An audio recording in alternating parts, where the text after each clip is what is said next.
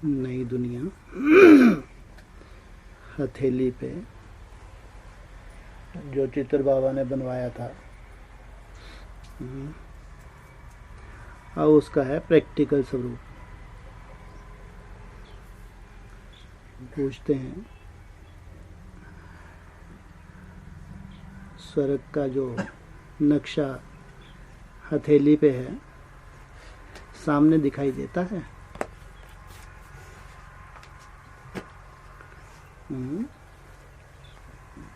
जो हथेली पे स्वर्ग का नक्शा है, सामने दिखाई दे रहा है या बहुत दूर है?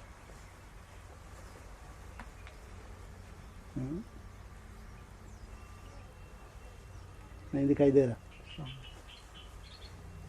है। स्वर्ग का नक्शा हथेली पे दिखाई दे रहा है या दूर है? दिखाई दे रहा है। कितनी दूर दिखाई दे रहा है? हाँ जी, कितनी दूर है? हाँ, ये हथेली से कितनी दूर है? थोड़ी डिस्टेंस थोड़ी दूर कितना? ये थोड़ा 28 18 गुड़ी पड़वा लास्ट है। ये जो हथेली पे स्वर्ग का नक्शा है, कितनी दूर है? हाँ? नहीं दिखाई देता? दिखाई देता है? हाँ, तो बताओ कितनी दूर है। स्पष्ट तो चित्र है। हाँ, चित्र ना बना हो तो भी बात अलग। चित्र इतना ही स्पष्ट है और ये कुटिया पे बात कर रहे हैं। कितनी दूर है? हाँ, ये है एक्यूरेट। कितनी दूरी बताई? 6 मास। इसको कहेंगे एक्यूरेट। अगर 18 का लास्ट भी है तो उसको यज्ञ कुंड के जो एकदम आगे आगे बैठे हैं श्रेष्ठ ब्राह्मण, सबसे जास्ती सुंदर आहुति डालने वाले नहीं कहेंगे। जिनको लगता है जो स्वर्ग का नक्शा हथेली पे है, ये दूरी कितनी है? ज्यादा से ज्यादा 6 मास, ज्यादा से ज्यादा। ये है एक्यूरेट। तो अब देखो, उम्मीद है 6 मास में पहुंच जाएंगे। हाँ, थोड़ा सा भी थोड़ा चिट्ठे चिट्ठे सामने आने वाले हैं, अपना मुखड़ा देख लेना, ताकि तुमको कम से कम मालूम तो पड़ जाए ये 6 मास के तेरा चिट्ठा क्या है? नहीं, पूरे चिट्ठे भी तो होने चाहिए। गर्दन हिलाना कितनी सहज है, नहीं? सबसे पहले सबसे थर्ड क्लास, जिनको सबसे पीछे रखेंगे, स्वर्ग के नक्शे जब तैयार होगा, सबसे कनिष्ठ स्टूडेंट, यज्ञ कुंड वालों की बात है या जो यज्ञ कुंड से जुड़े हैं, जो निरंतर चार्ट भी बना रहे हैं, उनमें से कोई तो होंगे ना सबसे गंदे कनिष्ठ, जिनको सबसे पीछे रखेंगे। वो कौन?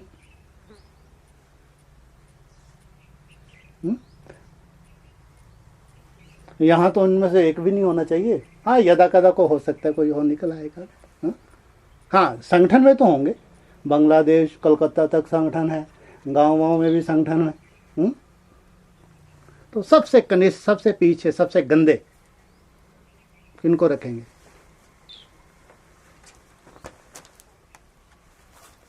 बोलो, मूल्यों के आधार से ही बताओ। अरे, मूल्यों में सबसे ज्यादा कनिष्ठ किनको बताया बाबा ने?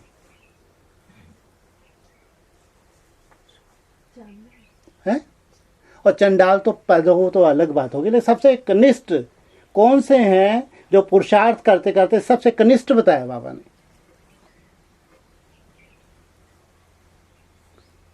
है? मूल्य नहीं सुनते? हाँ, हाँ, बताओ। अरे, बहुत बड़ा क्वेश्चन है क्या? हैं? बोलो, नहीं मालूम? सबसे कनिष्ठ जो 5वीं मंजिल से गिरते हैं, सबसे गंदे हैं, जो अपवित्र बनते हैं, ये सबसे गंदे स्टूडेंट्स एनएस में, जो भट्टी करने के बाद 5वीं मंजिल से गिरते हैं, अपवित्र हैं, इनको रखेंगे, इनके हड्ड-गोड़ टूट जाते हैं, इनको एकदम पीछे सबसे लास्ट में रखेंगे।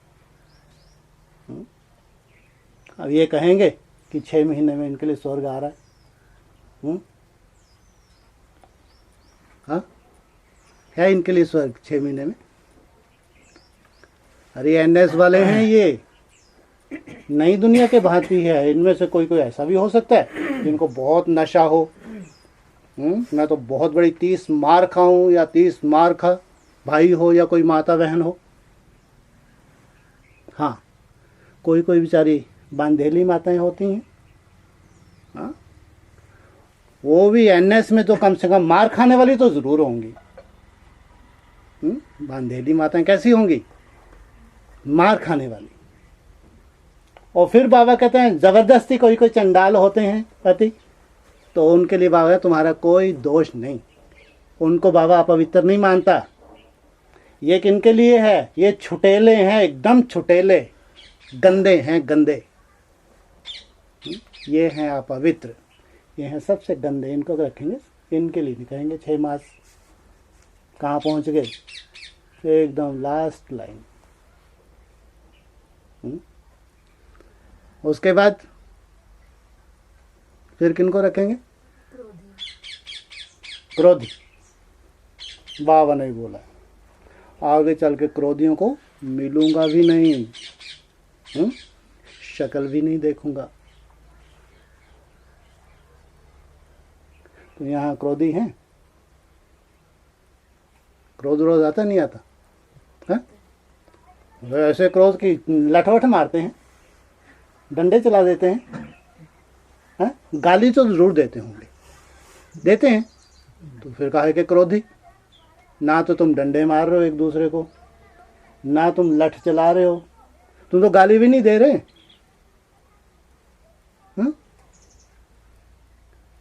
तो क्रोधियों की निशानी ये होती नहीं होती?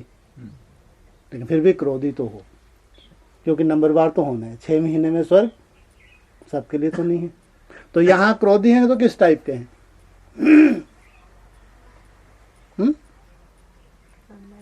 वैसे क्रोधियों की गिनती नहीं है कि बाबा मिले ही नहीं। यहाँ तो अच्छे अच्छे स्टूडेंट्स को रखा जाता है। हाँ, यहाँ अगर क्रोध भी आता है तो ना तो डंडे चल रहे हैं, ना गाली गलौच हो रही है, मारपीट भी नहीं हो रही। तो यहाँ क्रोध का रूप कौन सा है? कब, किस रूप से, कैसे? हाँ? आता ही नहीं, एकदम देवता। मनसा में कोई बात नहीं, मनसा वालों को भगवान देखता ही नहीं, ध्यान रखना। बहुत अच्छे स्टूडेंट हैं, अगर मनसा में आ गया तो उसके बाद उन्होंने भगा दिया, वाचा में नहीं आने दिया, तो श्रेष्ठ हैं। मनसा वालों का कभी कोई पाप नहीं बनता, ध्यान रखना। बाबा ने बोला मनसा में कितने भी विकार आए, लेकिन तुम्हारी वाचा में ना आए, कर्म इंद्रियों में ना आए, तुम्हारे कोई बोझ नहीं चढ़ता। इसलिए तो बहुत अच्छे स्टूडेंट हैं कि मनसा में आया लेकिन कंट्रोल कर लिया, वाचा में आने नहीं दिया। तो वाचा में आता है, सभी ऐसे हैं, बस मनसा तक ही आता है, एकदम 6 महीने वाले। वाचा में आता है, उसको तो कंट्रोल करके दूसरा शब्द हो जाता है। जैसे आया वाचा में, उसको आता कब है? कंडीशन क्या होती है? कोई बात हो जाती है। हाँ, ऐसे छोटी मोटी बातें होती रहती हैं। हाँ, ये तो सभी पास हो रहे हैं आप, हैं? ये भी क्रोधी नहीं है? सेवा के फील्ड में आपस में होता है छोटा मोटा, वो छोटा मोटा, या एकदम भन्ना जाते हैं, लाल लाल आंखें कर लेते। हाँ, तो कोई बात नहीं। हाँ? फिर भी बताओ, और कब आता है, किस रूप से? हाँ? नहीं आता। तो एक छोटी सी हाँ बोलो। मंडी वंडी जाते वो मंडी वंडी तो करना ही है क्रोध। अरे मंडी में क्रोध नहीं करेंगे तो ऐसे ही लूट लेंगे। ऐसे तो यज्ञ की रक्षा करनी ही है, वहां नहीं दब्बू बन के बैठ जाना, सहनशील करेंगे और यज्ञ का नुकसान करेंगे या फायदा होगा। वहां तो लठ भी मार दो तो बाप तुम्हारे साथ। विधर्मियों का सामना करना है, विधर्मियों को सहन नहीं करना। ध्यान रखना, सब दुनिया विधर्मी है। ये जितने भी अज्ञानी हैं इनके लिए सहन करने का कहीं नहीं बोला बाबा ने, नहीं तो यज्ञ का नुकसान हो जाएगा। इसलिए ये कोई क्रोध नहीं है। हथेली पे स्वर्ग माना हमको तो अपने परिवार में एक मत, एक भाषा, यथा राजा रानी तथा प्रजा, ऐसा वायुमंडल बनाना है। एक ने कही दूसरे ने माना, ऐसा स्वर्गीय संगठन तैयार करना है जिसके लिए बाबा ने खास 6 माह का पीरियड दिया। तो इसमें सभी पास हुए जा रहे। पहले में भी तुम मैक्सिमम पास हो गए, कोई इक्का दुक्का कहीं चुट्टा बैठा होगा, कामिक कोई होंगी कोई भी, तो एक इक्का दुक्का ही होगा। ऐसे संगठन में ऐसी श्रेष्ठ आत्मा ही है। और दूसरे क्रोध में भी तुम सब हचट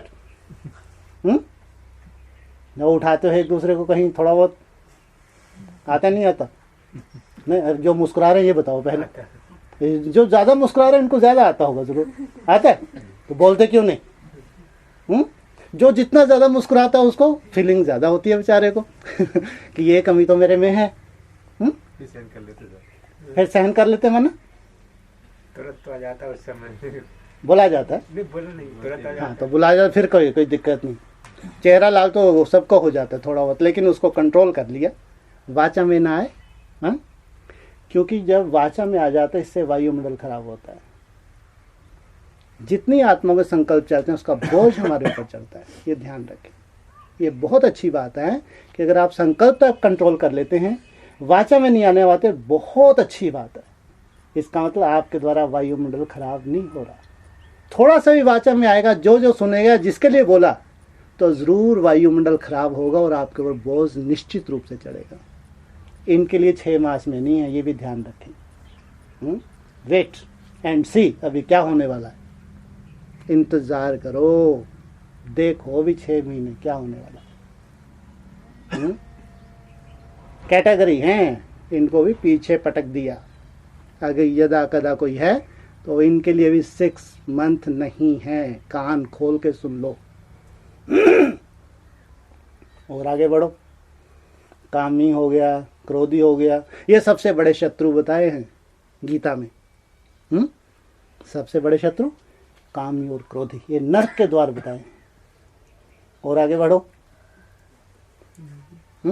फिर तो सबको स्वर्ग मिल गया बाकी 6 मंथ।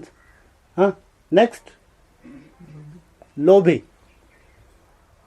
बहुत खतरनाक। कौन सा धर्म होता है इनके लिए? मुरली में क्या बोला है और क्यों बोला है? हाँ, भूख ही क्यों मरेंगे, ये शब्द ही क्यों बोले? कभी ध्यान दिया आपने?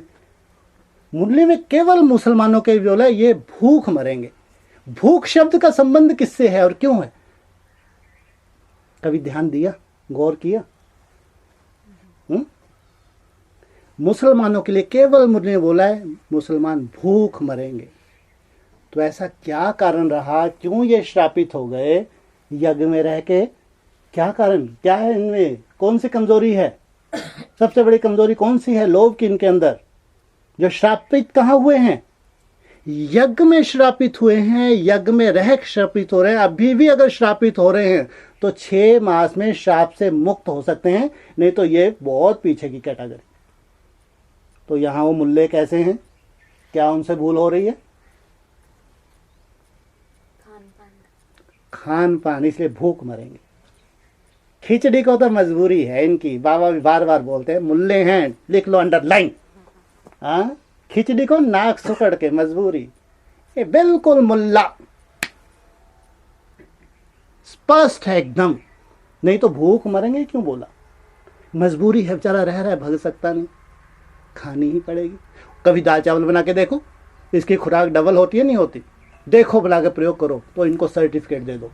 मुल्ले आगे इनका समय आएगा जरूर, क्योंकि यज्ञ का डिसरिगार्ड किया। इनसे तो भक्त अच्छे, जो भगवान का भोजन कुछ भी मिलता है कहीं पे भी मंदिरों में जाते हैं, क्या ना, ये भगवान का भोजन मानते हैं, भगवान का प्रसाद मानते हैं। और यहाँ भगवान के बच्चे बनाने वाले, योगी बनाने वाले, हाँ, इनसे बड़े गंदे कौन होंगे। इसलिए हम मुसलमान बहुत भरे पड़े हैं। कहाँ? मुरली में क्या बोला? भारत में ढेर के ढेर मुसलमान भरे पड़े हैं। इनसे पीछा छूट जाए, अरे बाप, इनसे पीछा छूटना बहुत मुश्किल। इनके लिए बोल दिया मुसलमान तुम्हारे, और बाप रे, ये और आफत है। मुल्ले कट मुल्ले, हाँ, यहीं दुख दें, यहीं छाती पे मूंग दलें। इनके लिए 6 महीने में स्वर्ग। काय मुल्लो, आगो क्या स्वर्ग? हिला लो गर्दन अब तो, कट्टो हिला लो।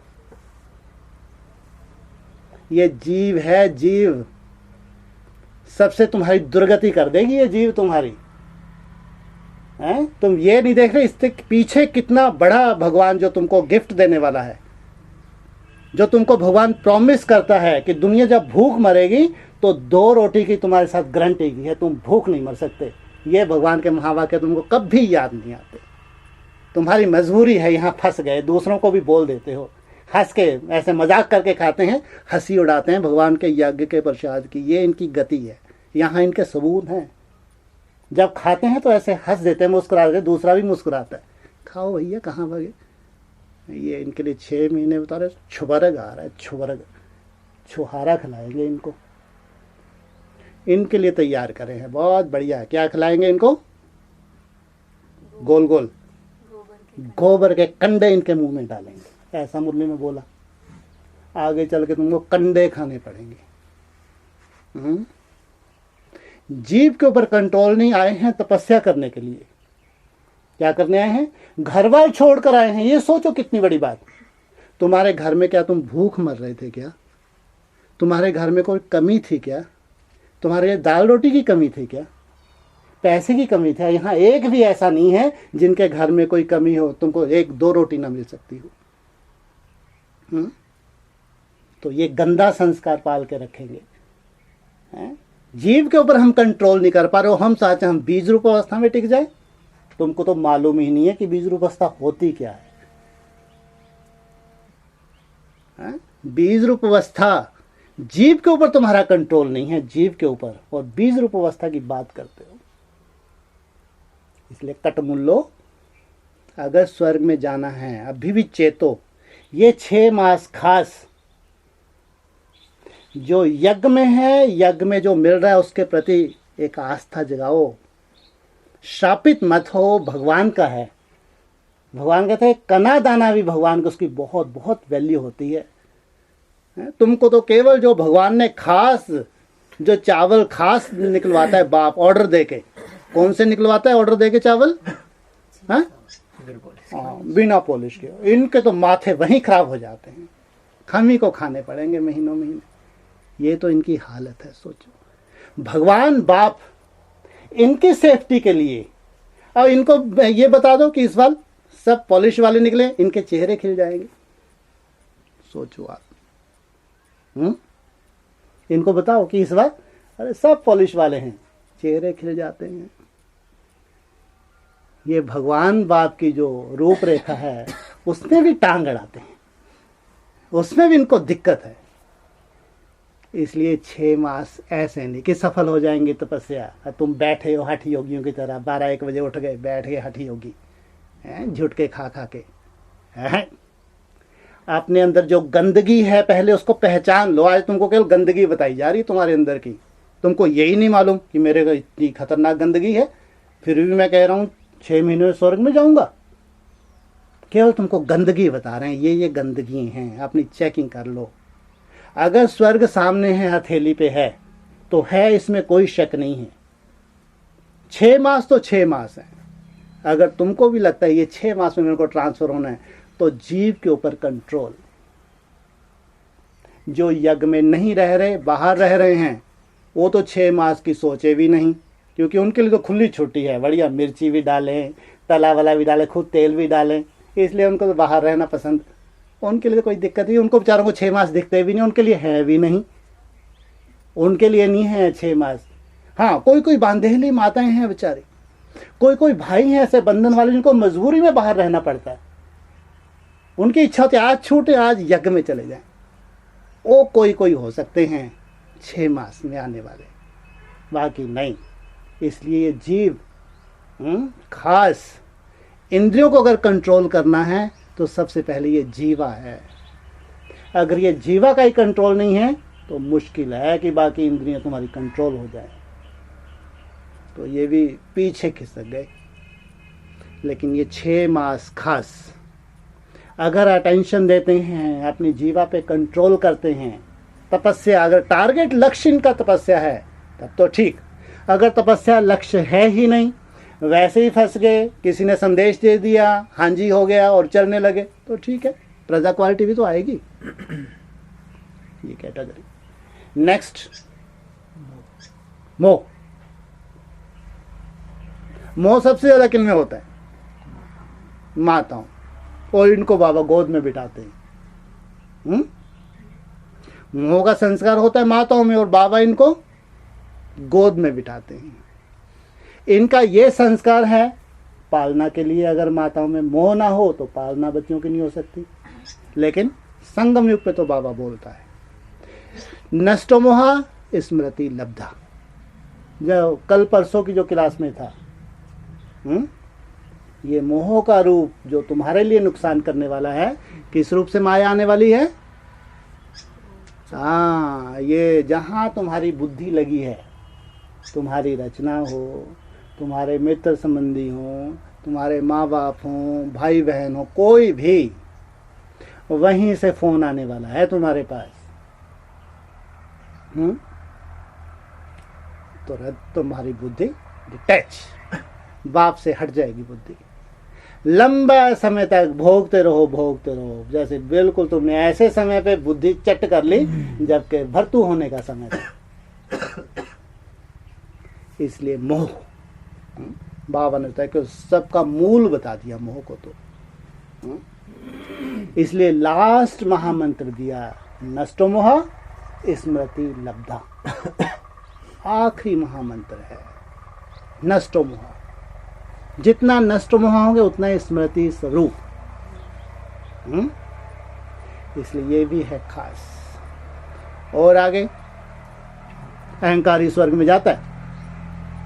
अहंकारी स्वर्ग में जाएगा उसकी तो बात ही नहीं। ये कैटेगरीज हैं, इनमें आप देखें कि मैं किस कैटेगरी में आता हूँ। अगर इस किसी भी कैटेगरी में हैं, एक कामी को छोड़ के, उसको नहीं माफ, एनएस में कामी कभी माफ नहीं होगा, ध्यान रखें।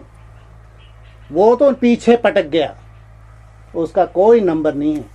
यहाँ प्योरिटी है फर्स्ट। बाकी जो 3 कैटेगरी हैं उनके लिए 6 मास। अगर 6 मास अटेंशन रखते हैं, किसी भी तरह का ऐसा माया का छोटा मोटा को रूप बनता है, उसमें अव्वल नंबर सर पे बिठाएंगे सहनशीलता धारण करने वालों को। यहाँ 2 हैं, एक बोलने वाला और एक सहन करने वाला। तो बोलने वाले को क्या समझें? ये मेरे को सहन, मेरी शक्ति को आगे बढ़ाने के निमित्त है, उसके प्रति नेगेटिविटी नहीं। वो तो पीछे जाने वाला है, उसके अंदर तो इतना भूत घुस रहा है, ये तो लास्ट में जाने वाला है। लेकिन उसके प्रति कम से कम हमको तो शक्ति रूप धारण करना है। सहन शक्ति है नहीं है? हाँ, नहीं है तो कोई बकबक करने वाला होगा नहीं होगा? नहीं होना चाहिए। भूत नहीं आना चाहिए किसी में। अरे ये नहीं चाहता या चाहती कि मेरे में क्रोध आए, मैं ऐसा ऐसा लाल पीली आंखें करके बोलूं, नहीं। लेकिन इनमें सोल आती है, इनकी कोई कमजोरी है, वो सोल इनमें आएगी। वो पेपर किसका होगा? तो कंप्लेंट करने भाई साहब के पास जाओगे? खुश हो जाओ, है मेरी सहन शक्ति को बढ़ाने के निमित्त है। ये श्रापित आत्मा है, लेकिन मेरी सहन शक्ति इसके द्वारा ही बढ़नी है। अगर ये भी ना हो, तुम अपनी चेकिंग कहाँ करोगे? बाहर तो तुमको छूट दे दी, सामना करना है। हाँ, बाहर सहन करने का बोला, बाहर तुमको छूट दे दी, सामना करना है। अब तुमको अपनी सहन शक्ति कहाँ बढ़ानी है? यज्ञ के अंदर रह के तो यज्ञ में कोई होंगे नहीं होंगे तुम्हारी सहन शक्ति को बढ़ाने के लिए। वो तुम्हारे शुभ चिंतक है, तुमको बहुत उनका गुणगान करना चाहिए या घूर घूर के देखना चाहिए? अरे उनके अंदर क्रोध आता है, तुमको तो खुशी होनी चाहिए या तुमको भी लाल पीली आंखें कर लेनी चाहिए? क्या होना चाहिए? खुश रहो, ये मेरी सहनशीलता की परीक्षा ले रहे हैं, भगवान इनको निमित्त बना रहे हैं, इनमें भूत आ रहा है, ये ऐसे नहीं है। ध्यान रखना, इनमें कोई ऐसी कमी है, वो भी आगे चल के बताएंगे कि इन्हीं में भूत क्यों आए, वो भी आगे चल के स्पष्ट करेंगे, लेकिन इनमें आएंगे भूत, ध्यान रखना। लेकिन तुमको शुभ भावना इनके प्रति नहीं छोड़नी, क्योंकि ये नहीं है, इनमें सोल आ रही है तुम्हारी चेकिंग के लिए। तुमको अपनी चेकिंग करनी है, क्या तुम्हारे अंदर रिएक्शन तो नहीं हुआ, तुम्हारे अंदर उस वक्त शुभ भावना गायब तो नहीं हो गई, तुमने वापस वैसा रिएक्ट तो नहीं कर दिया। तुमको अपनी चेकिंग करनी है, इसलिए ये रूप बनेगा। इसलिए 6 महीने में सहनशील, उनको तो बाप सर पे रखता है। एक सबसे बड़ा दुश्मन यज्ञ के अंदर पर चिंतन पतन की जड़, ये भी बैठा है। क्या बहुत हैरानी हो रही है?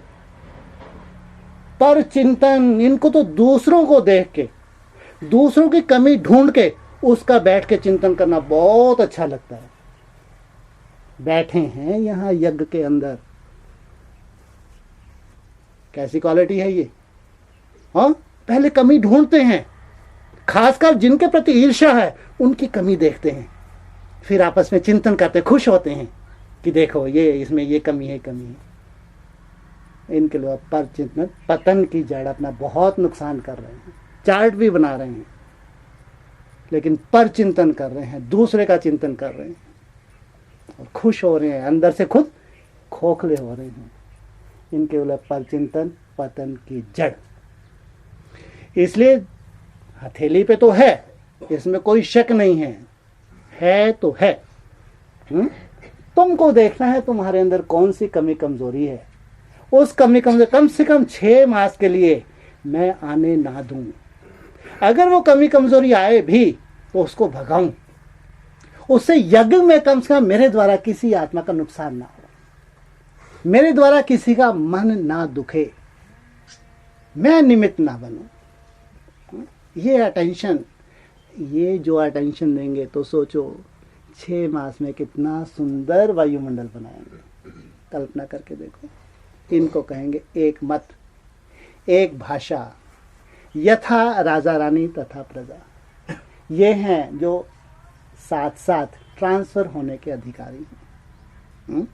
नहीं तो बाबा बार बार वो संदेश को याद करते रहते हैं जो अंतिम संदेश है, उसमें खास सबसे बड़े विनाशकारी कौन? यूथ, युवा। सबसे बड़े विनाशकारी हैं या सबसे बड़े स्थापनाकारी हैं? हा? ये युवा सबसे बड़े विनाशकारी हैं या सबसे बड़े स्थापनाकारी हैं? हाँ, विनाशकारी भी हैं और स्थापनाकारी भी हैं। आज जो मुरली चली, बहुत सुंदर मुरली चली, खास बताया। जो लक्ष्मण रेखा को पार कर जाते हैं कुमार, जो भगवान ने पवित्रता की रेखा खींच दी, जो उसका उल्लंघन करेंगे ये है विनाशकारी, ये भगवान को प्रत्यक्ष नहीं, ये ग्लानि कराएंगे, ये श्रापित। आज की मुरली में खास इशारा दिया, इनसे भगवान की प्रत्यक्षता नहीं है, ये तो ग्लानि के बम फोड़ेंगे जिससे और बदनामी कराएंगे। आज कैसेट में इशारा दिया। इसमें लिए खास बाबा ने जो 9 नाथ हैं उनके लिए क्या बोला? ये कभी बाप की ग्लानि नहीं कराएंगे। खास बाबा ने बोला ये 9 नाथ, 9 नाथ कौन से हैं ये?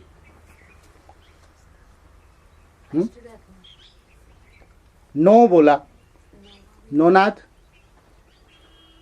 9 नाथ कौन से हैं जो बाप की ग्लानि नहीं कराएंगे? हैं? अरे हाँ, ABCD नहीं आती? अरे 9 नाथ ही नहीं मालूम? हाँ, कौन कौन से? अरे सूर्यवंश से लेके लास्ट कहाँ तक?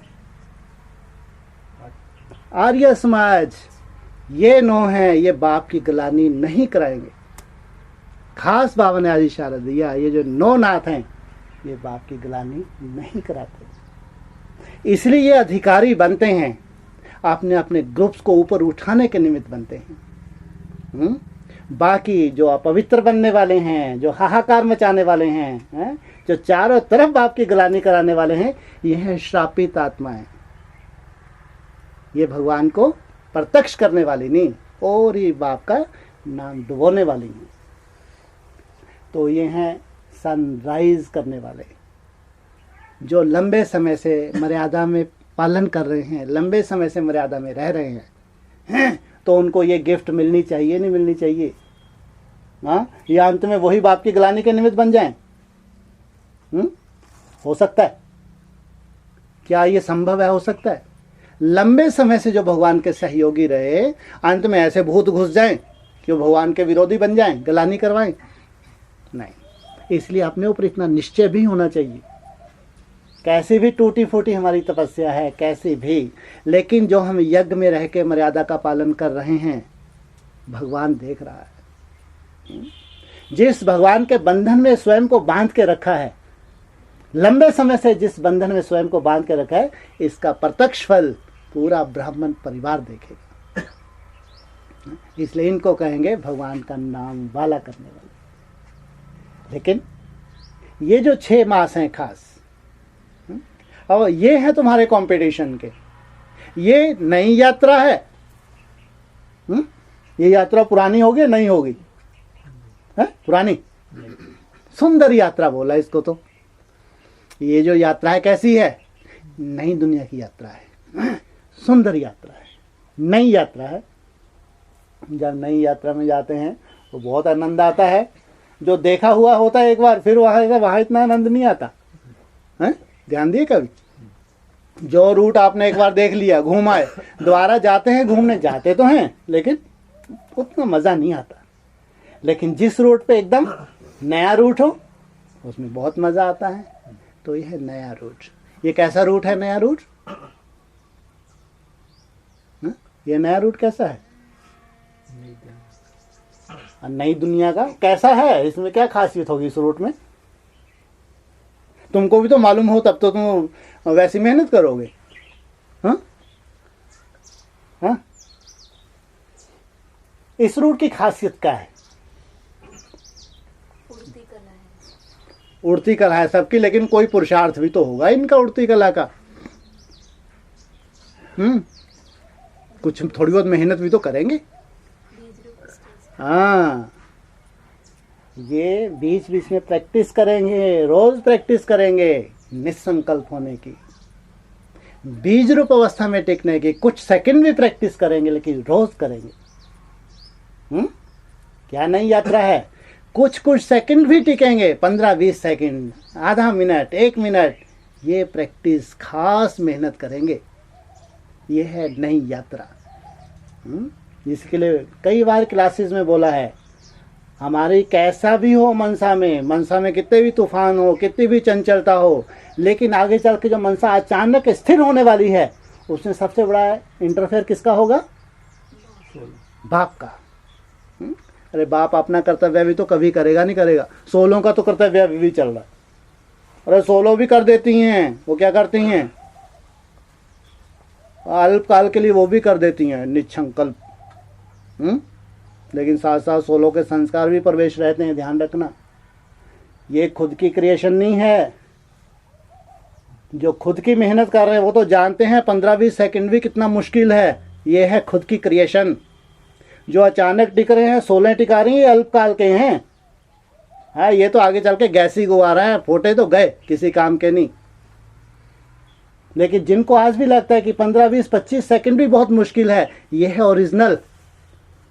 इसको बढ़ाएं, ये चिंता ना करें। इसके बाद ऑटोमेटिक मेरा मन फिसल जाता है, आधा सेकंड के आसपास आधे मिनट में जाता है, फिर फिसल जाता है। इसकी चिंता ना करें, लेकिन मेहनत करें। मन अचानक फिसल जाए, हवा की भांति बताया। गीता में क्या बताया? अर्जुन ने क्या बोला? ये तो वायु की भांति है ये मन।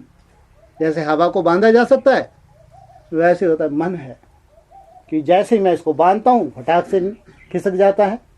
तो ये बताया असंभव, मेरे लिए तो असंभव है, हो नहीं सकता। फिर क्या बताया? अभ्यास और वैराग्य। अभ्यास से पहले भी वैराग्य। अगर तुम्हारा राग नहीं है, तुम्हारी बुद्धि डूबी हुई नहीं है, अगर अंदर से तुम्हारा वैराग है, अंदर से तुम डिटैच होते जा रहे हो संसार से, तो तुम्हारा अभ्यास बहुत जल्दी सफल होगा। नहीं तो अभ्यास तो तुमने बहुत किया, अगर सफलता नहीं थी, उस राग साथ साथ चल रहा था, अटैचमेंट साथ साथ था, इसलिए लंबा समय अभ्यास के बाद भी सफलता तुमको उतना ना मिली जितना मिलनी चाहिए थी। इसलिए जितना अंदर से डिटैच होके मेहनत करेंगे, ट्रैफिक कंट्रोल जिसको बाबा ने खास कहा है, उसकी प्रैक्टिस करें, उसमें भी खास अमृत वेला। और अमृत वेले भी खास बैठ के नहीं, घूम फिर के। बैठ के तो ज्यादातर अपन लोगों को नींद आती है, ध्यान रखना।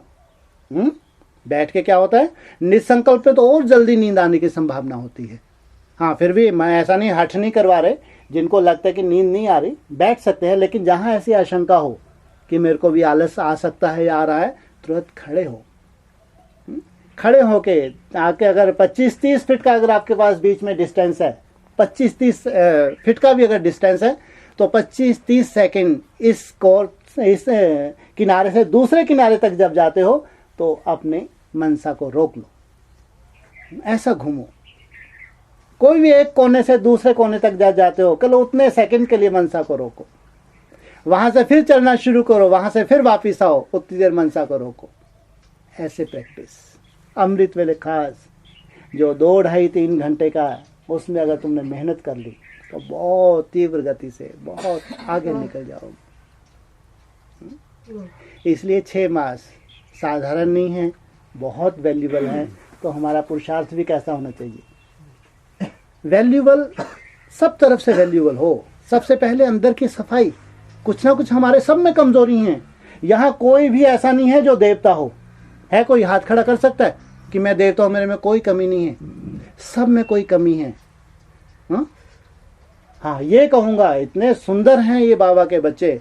सबसे पहले इनको काम विकार से भगवान ने बचाया हुआ है, इनको मर्यादा में बांध के रखा हुआ है, ये इनकी क्वालिटी है।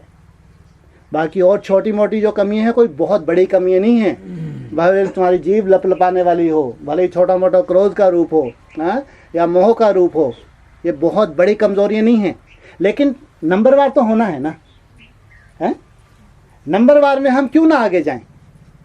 ये छोटी मोटी कमजोरियां सब में हैं, ये ध्यान रखें। ऐसा नहीं कोई खास में ही है, सब में है ये। लेकिन हमको नंबरवार होना है। इसलिए जितना हम अटेंशन रखेंगे, जो अपने को लगे मेरे में ये कमजोरी है, ये 6 मास खास मैं इस अपनी कमजोरी को कंट्रोल करके खास बाप को याद करूं। क्योंकि इस कमजोरी को दूर करने के बाद ही वो अतीन्द्रिय सुख, जो इंद्रियों के पार का सुख है, ये कमी कमजोरी इंद्रियों की है। भले ज्ञान इंद्रियां हो या कर्म इंद्रियां हो, यह इंद्रियों का सुख है। और वो सुख इससे पार जाने के बाद मिलने वाला है। इसलिए इस सुख को कंट्रोल करके ये 6 मास जो मैं मेहनत करूंगा या करूंगी, तो निश्चित रूप से कहेंगे तुम्हारे लिए हथेली पे स्वर्ग।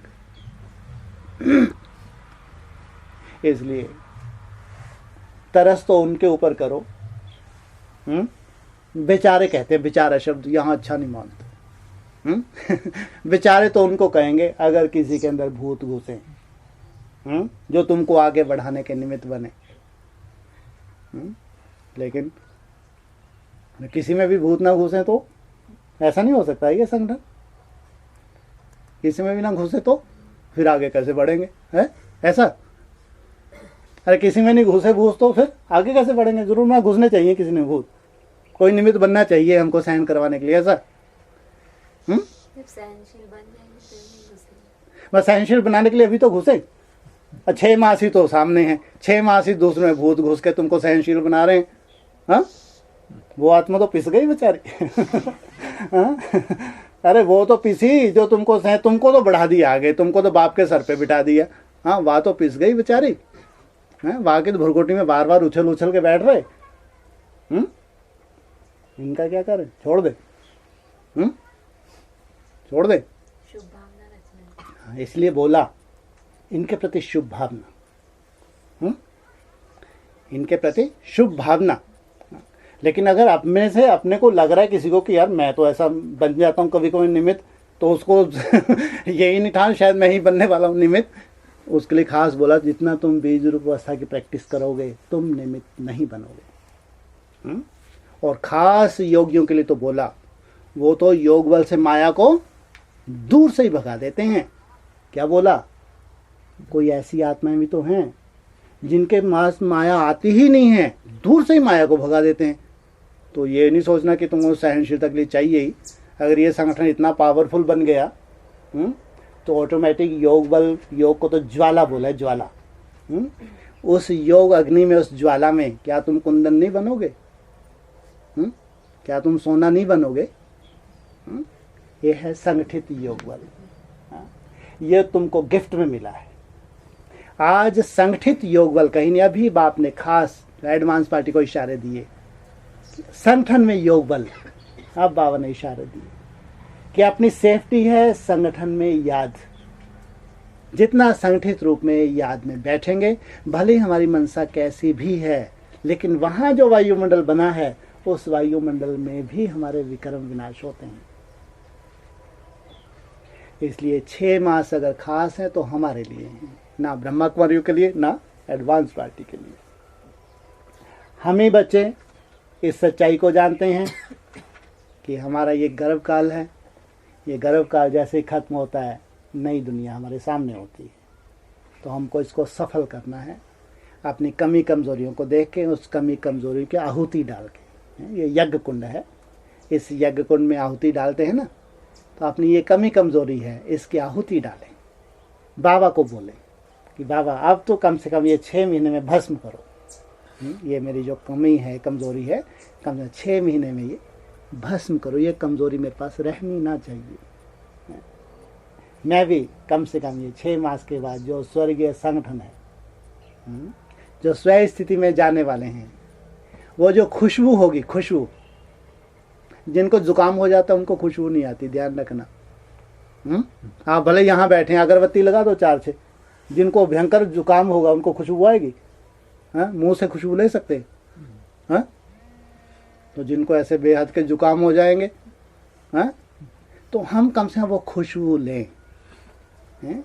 जो ईश्वरीय संगठन, इतना सुंदर संगठन भगवान निर्माण कर रहे हैं, मेरे को ऐसा बेहद का जुकाम ना हो जाए, मेरा नाक बंद ना हो जाए, मैं वो खुशबू तो कम से कम ले सकूं। तो खुशबू के लिए अगर हमारी कमी कमजोरी को हम भस्म करते हैं तो निश्चित रूप से वो खुशबू हमारी, उस खुशबू से हमारा उमंग उत्साह बढ़ेगा, उसमें और तीव्र गति से बीज रूप अवस्था की तरह अग्रसर होंगे। जो हम नंबरवार उसमें प्रवेश होना है हमको, लेकिन वो खुशबू एक आधार बनेगी तुम्हारे आगे के पुरुषार्थ के लिए। इसलिए स्वर्ग हथेली पे है, दूर है? पक्का दूर है? भाइयों को दूर लग रहा है? अरे सब नहीं बोल रहे, 1-2 बोल रहे हैं हथेली हथेली, बाकियों को दूर लग रहा है? दूर है? एक ही हथेली पे, यहाँ 1-2 की हथेली। अरे क्या हुआ फिर, क्या मतलब हुआ यहाँ ने? घबरा क्यों रहे भाई लोग, चेहरे क्यों उतरे? नहीं आएगा 6 मास में? मेहनत तो हमारी तरफ से बहुत पूरी रहेगी। भगवान ने कभी बोला कि तुम उल्टे लटक जाओ? मेहनत ही तो बोला, किसी क्लास में बोला तुम उल्टे लटक जाओ, किसी क्लास में बोला? मेहनत का ही बोला। तुम अपनी तरफ से ईमानदारी से मेहनत करो, मेहनत का फल भगवान तुमको देगा। तो फलक से कहना चाहिए कि 6 महीने में स्वर्ग आना ही है। इधर तो नहीं कोई दिक्कत माताओं को, बहनों को? पक्का 6 मास माना 6 मास पक्का। ऐसे फलक अपने अंदर नशा होना चाहिए, और भगवान भी खुश होता है। सबसे ज्यादा खुशी भगवान को होती है, जानता है देखो इनमें बेचारों में कितनी कमी कमजोरी है, फिर भी फलक से बोल रहे हैं 6 महीने में हम जाएंगे। सोचो तुम्हारे निश्चय के ऊपर तुम्हारे से ज्यादा खुशी तो भगवान को होगी कि तुम्हारी कमी कमजोरी है, तुम जानते हो ये मेरे में है, लेकिन फिर भी तुमको नशा है कि मेरे को जाना है, भगवान मेरा साथी है, मैं ऐसी मेहनत करूंगा या मेहनत करूंगी। तो सोचो तुम्हारे से ज्यादा खुशी तो भगवान को होगी। इसलिए अपने प्रति कभी अनिश्चय नहीं होना चाहिए।